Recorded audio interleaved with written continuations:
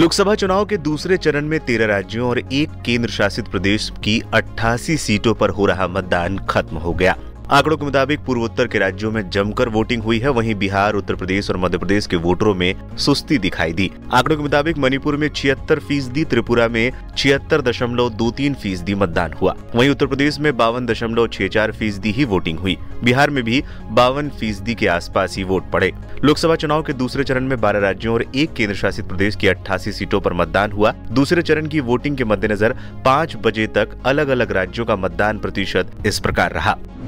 उत्तर प्रदेश 52.64%, पश्चिम बंगाल 71.84%, असम 70.66%, बिहार 52.63%, छत्तीसगढ़ 72.13%, मध्य प्रदेश 54.42%, महाराष्ट्र 53.51%, राजस्थान 59.19%, जम्मू कश्मीर 67.22%, केरल 63.97%, मणिपुर 76%, त्रिपुरा 76.23%, कर्नाटक 63.90%।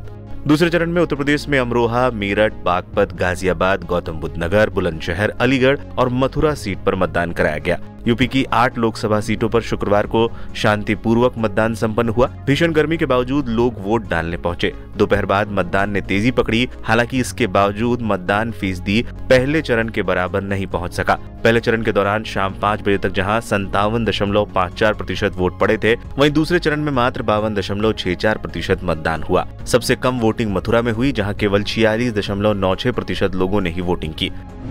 दूसरे चरण में यूपी की 8 सीटों पर मतदान का प्रतिशत: अलीगढ़ में 54.36%, अमरोहा में 61.89%, बागपत में 52.74%, बुलंदशहर में 54.34%, गौतम बुद्ध नगर में 51.66%, गाजियाबाद में 48.21%, मथुरा में 46.96%, मेरठ में 54.62% मतदान हुआ।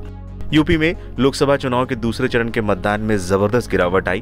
पहले फेज में भी बेहद कम वोटिंग हुई थी। कुछ सीटों पर तो 50% का आंकड़ा भी 5 बजे तक पार नहीं हो सका। कम मतदान ने हर दल के माथे पर शिकन ला दी है। पीएम मोदी, सीएम योगी, सपा प्रमुख अखिलेश यादव, बसपा प्रमुख मायावती ने लोगों से ज्यादा मतदान की अपील की थी, लेकिन किसी की अपील का कोई असर होता दिखाई नहीं दिया है। हालांकि चुनाव आयोग इस बात से संतुष्ट है कि पहले चरण के मुकाबले ईवीएम की गड़बड़ी की शिकायतें कम मिली है, लेकिन लाखों कोशिशों के बाद भी मतदान नहीं बढ़ना उनके लिए भी परेशानी का कारण है। कम मतदान को एक तरफ गर्मी से जोड़ा जा रहा है तो दूसरी तरफ कुछ और भी कारण बताए जा रहे हैं। कुछ इलाकों में अलग अलग समस्याओं के कारण मतदान बहिष्कार की भी खबरें सामने आई थी।